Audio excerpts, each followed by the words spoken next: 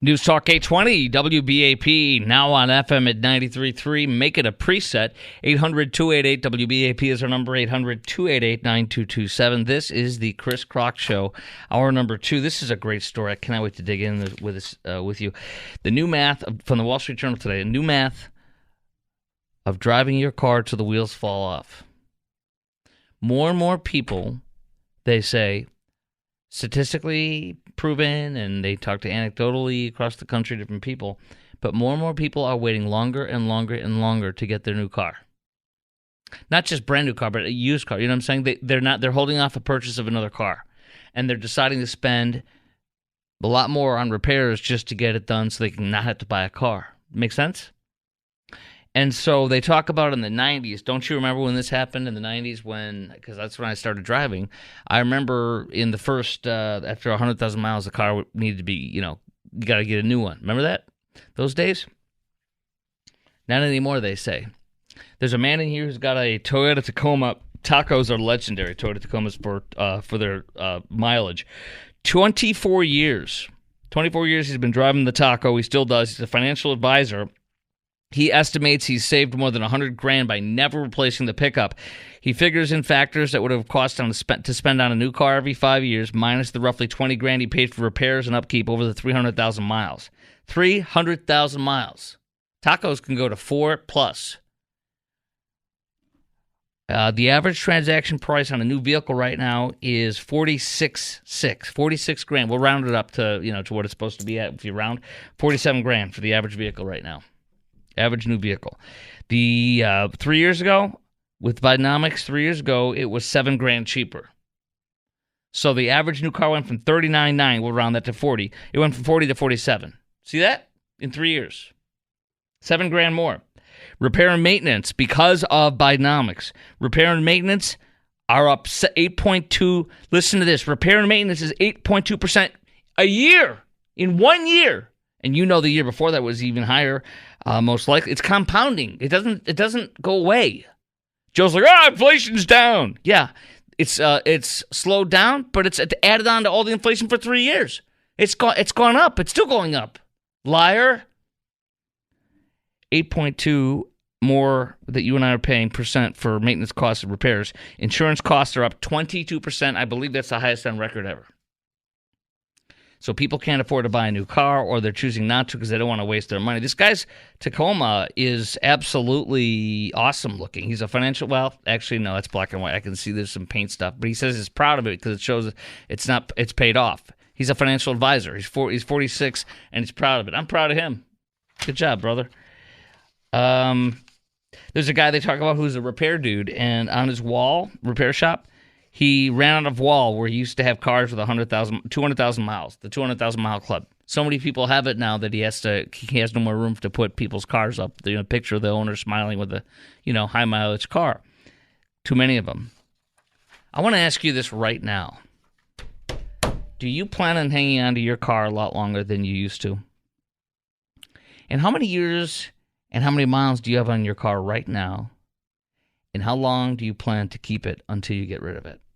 800-288-WBAP is our number, 800-288-9227. Do you plan on hanging on to your car a lot longer than you used to? And how many years and how many miles do you have on your car right now? And how long do you plan to keep it until you get rid of it? 800-288-WBAP is our number, 800-288-9227. I got to be very, very honest with you. I look at this and I go, man, I got one car with 100,000. I got another car with 127,000. The 100,000 is a 2017. So it's 7 years old. The 127,000 is a 14. So it's actually 10 years old now. And we take care of our cars very much. Our mechanic is incredible, and everything he recommends us to do, when he recommends it, we do it, and hence we have no issues with our cars, except for things that come up naturally that are like, well, it's because it's time to get your brakes done, that's just maintenance. But I'm just saying, like a battery dies or the battery on some of these things die. It's stuff that happens. But I'm going to tell you something. After reading this story, I want to be wise with our finances, and I'm going to tell you right now. These two cars I have right now are incredible cars. My mechanic, on his own, when he comes in, he was just at my house on a $1,000 plus job, like a $1,200, $1,300 job actually. And he literally said, he says that every time at the end where he's checking out with me and I'm giving him my money, and he goes, these cars are amazing. And he regrets not buying the one of ones that I have, an SUV, and I have both of the same. And so I can tell you right now, I'm going to do that if it comes up in the next 3, 4, 5 years, unless things change. I'm going to buy a new engine. I'm going to buy a new transmission because I think it's worth it. Mike in Fort Worth, you are on 8:20 a.m. and now 93.3 FM WBAP. Hello, Mike in Fort Worth. How are you? Thanks for taking my call. Good, my friend. How are you? I'm doing just fine. I'm driving an '05 Tundra, original owner. Nice. 550,000 yes! miles. I am one of 4 people over 500,000 from this particular Toyota dealership in the Metroplex. So I'm in a very, very exclusive club. Yeah. Love it. Not selling it. To replace this vehicle, $75,000 plus. Correct. And let me ask you a few questions. Go ahead. Yeah. How many? What are some of the major repairs you've had to do that wouldn't happen normally if your car was 8 years old, 10 years old, or younger? Well, yeah. So we're basically I've done all my timing belts, oil changes, tires, things like that. Mm-hmm. But replace the front end because it's things wear out. I've had to put on new ball joints. One broke off. Yes. Had to put in some new fuel pumps, some overdrive. No transmission yet? Same engine, same transmission, same starter. Oh my gosh! Unbelievable. What is the secret that you had to get 500,000 miles on your Toyota Tundra, which is a great car? I don't abuse it. Change the oil up regularly, and that's really about it. What do you mean you don't abuse it? What does that mean? Help us to learn. I don't take. Help us to learn from the master. Go ahead. Really don't run it hard off road. I take it when I go out hunting and doing off-road things, but it's not, just running it like it's a Baja truck, and a lot of it's city miles, but I don't baby it, but I don't abuse it. Okay, so you have a Toyota Tundra. What year is it? 05. 05. With how many miles? 552,000, and this is, they don't even make this truck anymore. Full 4 doors, full bed, V8. Toyota doesn't even make V8s anymore. They put in this turbo. That's embarrassing, right? Yeah. Yeah. Oh, absolutely. Service advisor goes, "You think you'll get 500,000 miles out of a turbo?" No. I said, "Nope," and I'm out. That's it. Yep. My toilet, which is a similar thing. My toilet has a lot of miles on it because it is I believe the original in my house, 2 of them, and they are from 68, I think, and it's the same one. They're Elger, and when I went in to get the guts, I've replaced the guts twice over the years, and the plumbing, I go to a plumbing place. I go to the place where they use the best stuff for plumbers, professional plumbers, and he says, don't ever replace that. That's a 3-gallon. You can never get those again. Yep. I'm like, that's exactly the same thing you're talking about with your Tundra. Amen. Yep, full flush. Amen, I appreciate you taking my call, and when I send the pics of my odometer to people, they go, "Oh my God, that's unbelievable!" And this is your main car you use day in and day out, not a little hobby car for hunting. Daily driver. I haul stuff from Home Depot to garage sale stuff to throwing wild game in the back, and people just absolutely amazed. I wish I had a friend with a Tundra. Those are awesome trucks to use. It has a lot of road rash in the front hood, but I consider that to be a badge of honor. That's exactly right, my man. Okay, thank you. Great call. Appreciate it. All right, Joe in Arlington, he's got a high-mileage car, and he says he's not selling. We'll talk to him coming up next, plus your call. I'm going to give you – check this out. Watch this. What are the 2 fewest problems reported by – what 2 manufacturers have the fewest problems reported by owners in the first 3 years after buying them new, meaning these are the cars you want? And then what are EVs? What's the rate of EVs? Oh, you're going to love this. Coming up next, I want to hear from you, as this report says that people are holding on to their cars a lot longer till the wheels fall off, and they're buying, they're repairing it instead of buying a new car because of inflation and Bidenomics. Do you plan on having your car a lot longer than you used to? Now, how many years and how many miles do you have on your car right now, and how long do you plan to keep it until you get rid of it? 800-288-WBAP is our number, 800-288-9227. That's next on the Chris Crock Show on News Talk 820 WBAP, now on FM at 93.3. News Talk 820 WBAP, now on FM at 93.3. Make it a preset. 800-288-WBAP is our number, 800-288-9227. Toyota and Lexus are two of the fewest problems reported by owners in the past 3 years. Electric vehicles have some of the highest rates of problems reported in this brand new study the Wall Street Journal citing today, talking about how the new math of driving your car till the wheels fall off. So many more people today, because of Bidenomics, Biden-inflation, they have decided to not buy a new car when they normally would, and they're holding off, and they're proudly displaying their badge of honor with how many miles their cars have and how many years they have on them. My question for you is, do you plan on hanging onto your car a lot longer than you used to? This made me think, I've been worried on and off for the past year, like, one of my cars, I'm going to have to get a new car here in 5 years, and I want to pay cash for it, and I don't have the cash right now. I'm going to have to, and then I'm like, wait a minute, no, I can easily come up with $5,000 or $6,000 if I got to replace a transmission in 2 or 5 years, or an engine, And these cars I have, my mechanic has just regaled in them and always tells me spontaneously at the end of repairs how great these cars are. So this made me think I should do this until we have the cash, and that my wife could complain, but I'll be like, hey, we could easily pay for the expense of any repair, honestly, cash. But the costs have gone up so high. So the questions here at 800-288-WBAP for you. That's 800-288-9227. Do you plan on hanging onto your car a lot longer than you used to? And how many years and how many miles do you have on your car now? How long do you plan to keep it until you get rid of it? Let's go to Joe in Arlington. You're on 8:20 a.m. and now 93.3 FM WBAP. Hey, Joe. Hey, I thought I was the only one, but I'm so glad to hear that. I've got a 2006 Ford Explorer, 222,933 miles. I'm literally sitting on it. I just got home a little while ago. Dude. I drive all the way to Frisco. This is my day-to-day car. From where? From Arlington? From Arlington. That's a haul, man. Let me guess, that's an hour? Yep, exactly. Wow. About 45 minutes to an hour, depending on traffic. Right. Obviously paid off. There's no way that I'm going to get rid of it. Yeah. It's my day-to-day. It runs good. I just put a brand new set of tires about 2 months ago, $600-$700.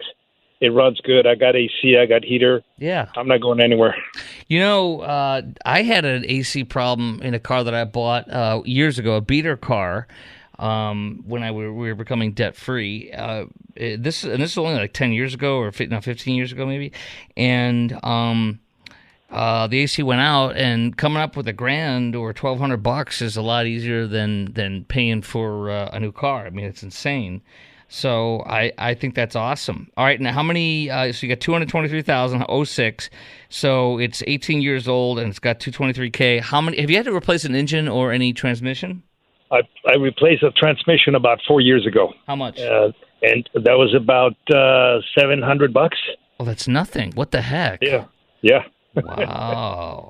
Yeah, I'm in banking. Very fortunate. I make six figures. I've been in the financial industry for years, and I'm not going to spend. Do you think you're not going to spend what?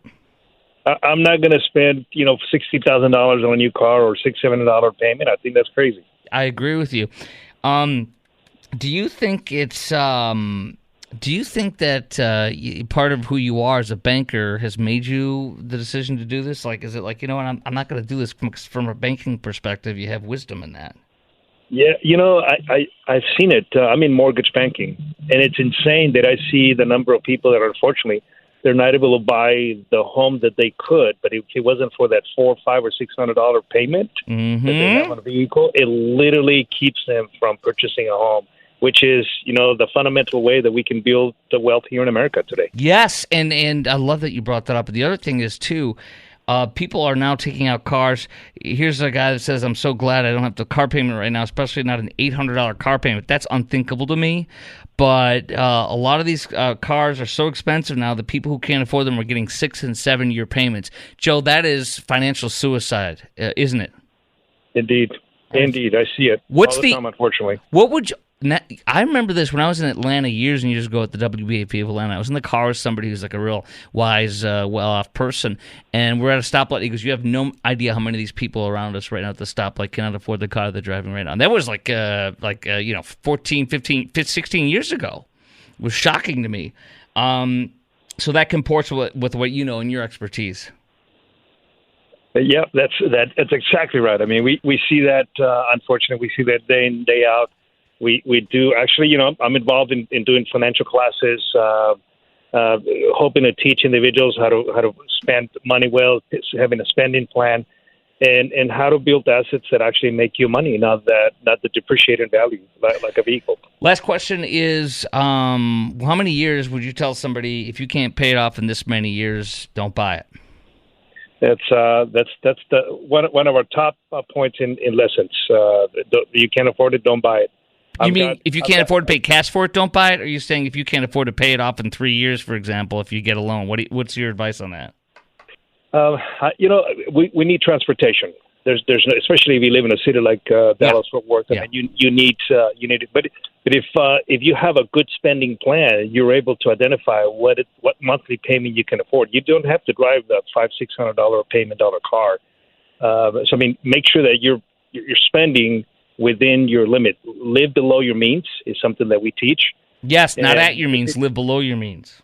Exactly, live below your means. And if that means that I have to, take public transportation while I'm saving money, or if that means that I have to drive, maybe a car that I bought for $2,000-3,000, maybe $5,000, if you can find it. I know that's impossible nowadays.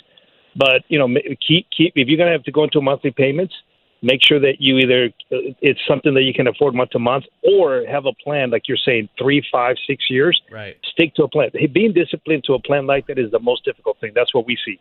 People set a plan. Hey, I'm going to do this in the next 3 or 5 years. Next thing you know, something comes up and they're paying interest on that thing for the next 10 years or so. Joe, you the man. Appreciate you very much. All right, we have coming up next, Tom in Cleburne has a remarkable Ford that is 25 years old. That still runs well. We're going to see if he's using it every day, though.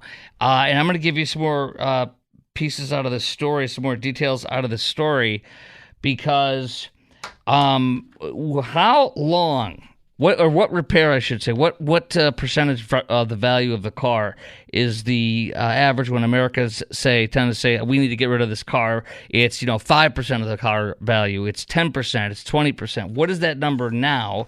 And what should it be now as well? 800-288-WBAP is our number. 800-288-9227. Do you hang on to your car a lot longer? Do you plan to hang on it a lot more than you used to, a lot longer? And how many years, how many miles do you have on your car now? And how long do you plan to keep it until you get rid of it? Also coming up next, as promised, Texas AG Paxton says, and the governor, I should say as well, are going to push back and not support Biden's Title IX safeguards for LGBTQ students. Plus, middle schoolers who protested a trans participation in their sport are banned from future competitions. All that is next on the Chris Crock Show on News Talk 820 WBAP, now on FM at 93.3. News Talk 820 WBAP, now on FM at 93.3. Make it a preset. 800-288-WBAP is our number. 800-288-9227. People are now hanging on to their cars a lot longer because of Bidenomics, Bidenflation.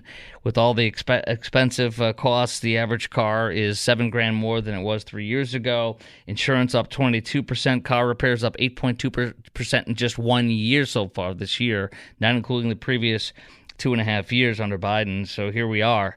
Two questions on this for you. Do you plan on hanging on to your car a lot longer than you used to? And how many years and how many miles do you have on your car now? And how long do you plan on keeping it until you get rid of it? 800-288-WBAP is our number, 800-288-9227. In just a few minutes, we're going to get into Governor Abbott pushing back on Joe Biden's Title IX pro-LGBTQ stuff.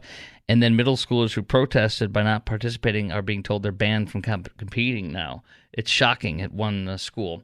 But let's go first to Thomas in Cleburne. You're on 820 AM and now 93.3 FM WBAP. Hey, Thomas. Howdy, Chris. How are you? Real good. Good. I appreciate your show. Thank you.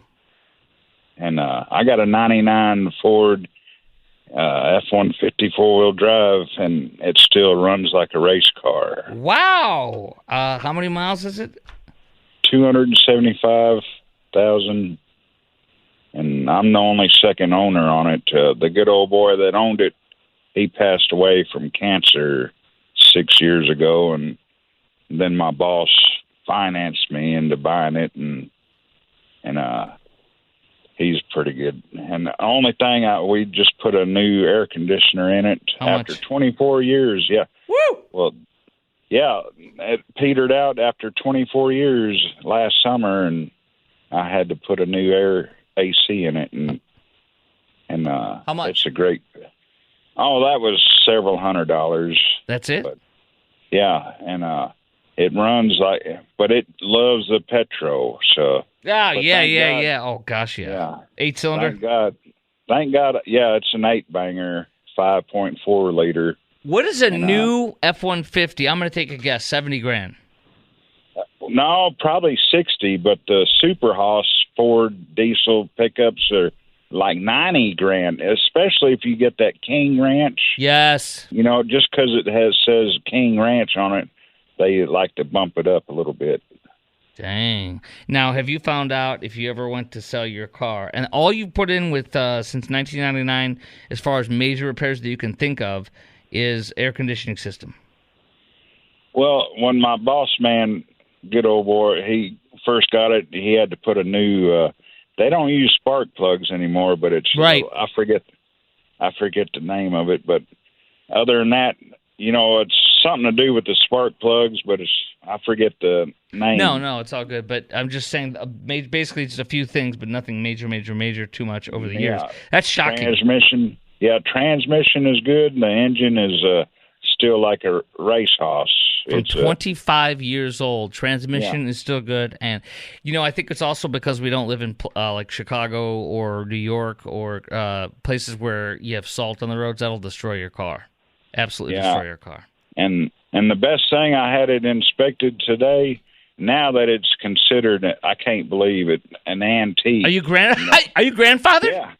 Yeah. Yes. It's, now. So if the check engine light soon comes on, you're okay. Yeah. Well, yes. But we can turn it off. You know, it's still a computer. They can hook up. Yeah. Once in a while, I get a little something come up on it. Yes, of course you do. But it still runs like a race car, and $7 to get it in inspected. $7 is nice compared to. Oh my gosh, because it's an antique. Yeah. Okay. How many years old does the car have to be an antique? We should all shoot for 25. 25, which I can't believe we're saying 25 years from 99. Yeah. You know, we're getting old, brother. Appreciate your call. Time is flying. Thank you, bud. Thank you, Thomas. Great call. That's quite something. Hey, the reason drivers typically give up on a car is something more intuitive. It's when they lose trust in it, says the Journal, according to the experts they interviewed. And Edmonds, here's a guy from Edmonds, says, owners typically unload their car when the repair cost is 10% or more. However, of 10% or more of what they would pay for a new one. Okay? So if your new car is $40,000, that would be $4,000 for a repair. But this expert guy from Edmonds, which is one of the authoritative publications out there, like Kelley Blue Book, etc. Edmonds, he says people tend to underrate the value of paying for a major fix. Quote: some people think if it's got a new engine or a rebuilt transmission, it's not worth much, and that is not correct. Repeat, that is not correct. The one thing that you got to be extremely cautious of and run like heck from, in my opinion, from what I've heard over the years, is a salvage title. That is like a junker beater car to the umpteenth, nothing more, nothing less in that respect. And that should only be insured for liability in case you hurt or hit somebody else or their car, but not for your own car, because that ain't going to get replaced by any insurance company. That's my knowledge. Okay, Texas Governor Abbott and A.G. Paxton are pushing back on Biden's Title IX safeguards for LGBTQ students. He has said, and I'm very proud of our governor for doing this, and I thank God we live in this great state of ours, and I really mean that. That this Title IX protects sex-based discrimination. And how repugnant is it that Joe Biden now says if you are a boy saying you're a girl, you have the same protections that girls do when you go into a bathroom or something? Isn't that insane? So a boy with His penis can go in and go to the bathroom next to your girl, your daughter, and if you stop it, you're violating Title IX. And Joe Biden says that this means that schools can seek recourse from the federal government. Governor Abbott said absolutely not. He instructed the TEA, the governing body, of course, Texas Education Agency, to ignore the president, Joe Biden's illegal dictate, and Texas will not adhere to the new rules. Thank you, thank you, thank you. Now, on a separate note from that, well, on the same similar note from that, middle schoolers in West Virginia, I'm sure you've probably seen this by now. There was a shot put event for track and field, and these middle school girls, 5 of them, on a West Virginia middle school team, refused to compete in shot put with a 13-year-old boy who says he's a girl. The boy has received puberty-blocking medications and estrogen hormone therapy. The girls were not, as the New York Post says, not disruptive or aggrandizing. And I watched the video. Have you seen the video, Producer Garrett? No, it's real sweet. They don't say anything. They're not rude. They're not jerks. They go up to the shot put thing. They got the shot put in their hand, right? Or I don't know if they have it in their hand, but they go up to the platform where you do the shot put from. They stop, they take the pose, and then they just walk off. You know what I'm saying? Like they walk off so they do their what it's like to take a knee. Okay, you know what I'm saying? So you take your knee and then you walk, whatever. So isn't it funny, as I say, take a knee? Isn't it funny that if you are doing it for the lie of St. George Floyd, blessed be his name, or for a terrorist or something, that you're okay, but if you do it because you're not going to compete with a boy who is the same age as you and who has an advantage over you because of his bone density, his lung capacity, his oxygen levels in his blood, and his muscle mass, then something's wrong with you. And it's just sick. The superintendent of that district, I believe it was, suspended them disallowed them from being in any sports in the district. From this point forward, they're now going to take it to the U.S. Supreme Court. It's 5 middle schoolers, and I was so proud of these girls. And by the way, I saw the picture of this boy, and it's in the article, and they have his picture, and I'm so sad for the boy. I'm going to be straight up with you, because I don't ever want that little boy to be hurt. I don't want him to be picked on. I don't want him to question his self-worth or his value. But I am so saddened to see that sweet little boy, that 13-year-old boy. I'm serious, because they got a picture of him in there. I am so saddened to see that sweet little boy, who clearly looks like a boy, in that shirt, and to read that he's taking puberty-blocking medication, estrogen hormone therapy, the poor sweet boy, and I mean this, 13-year-old boy whose parents are committing child abuse by doing this to him. So my questions for you on this is, what do you think is the best way to handle these trans athletes with their distinct advantages? My thinking is maybe it's time for people to do what they did where you don't participate, but maybe it's time for everybody to quit. Now, I think to actually quit might not be what I was looking for, not quit the team, maybe, but I think it's more like not compete and just do what these girls did. That's what I really mean to say. Like go and stand up there, and then as soon as they say, okay, go ahead and do it, you just step down and you walk away. That's your silent protest. You're not going to participate. You're going to be kind. You're not going to be disrespectful. You're not going to be hurtful or mean, because everybody should be treated the same way, with love and care and respect, a modicum of respect and decency. But these kids, I'm so proud of them, and I'm just repulsed by this, and I'm angered by it as a parent. So what do you think is the best way to handle these trans athletes with their distinct advantages?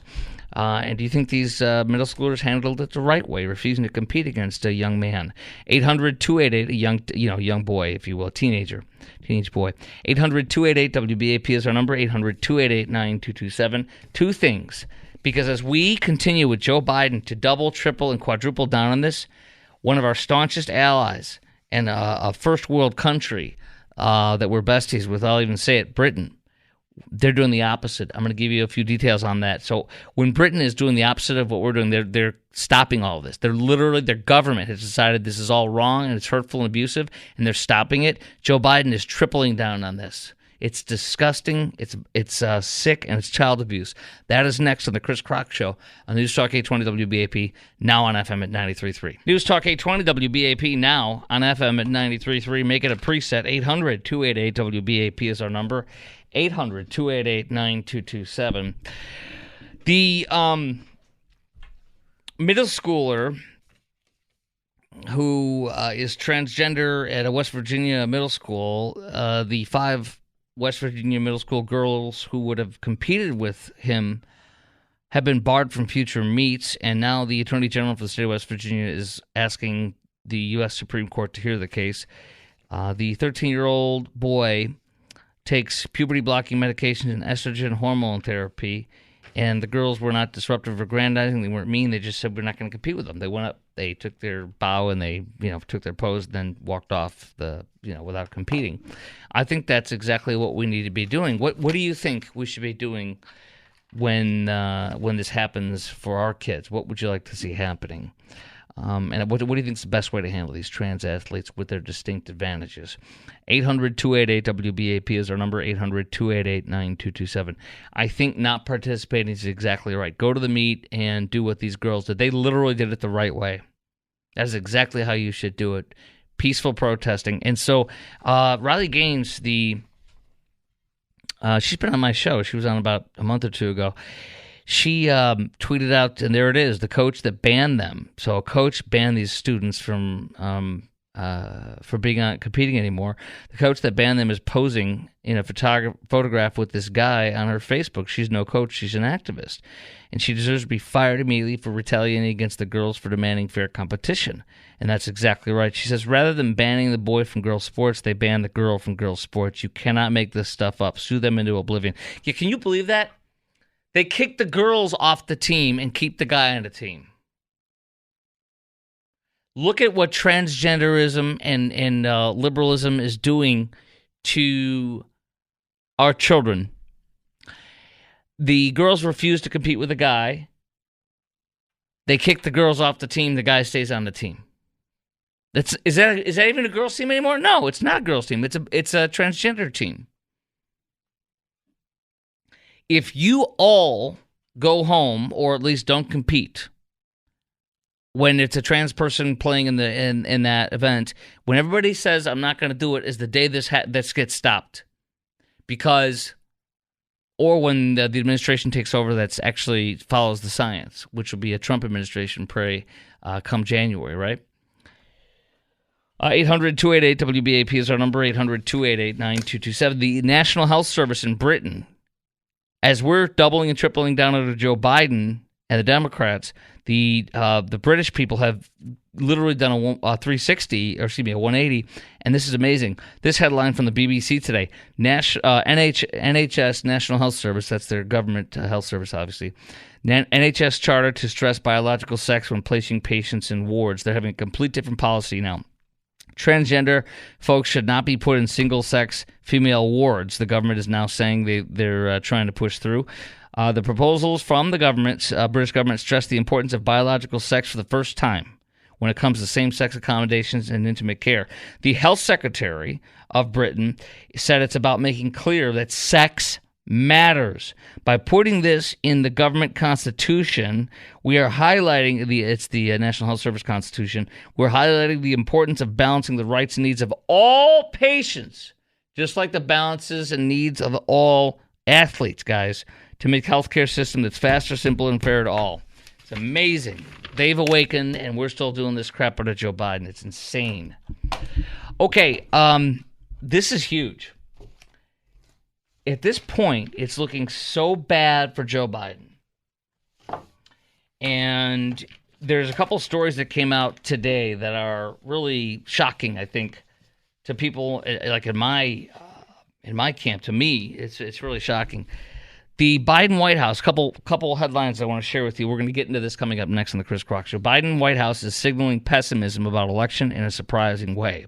This Fox News report says that it appears that perhaps Joe Biden's administration knows he will not win in November, and they're therefore trying to push through regulations that are rapidly progressive leftist regulations. He wants to get this stuff done so that when he loses this November, it'll be in effect.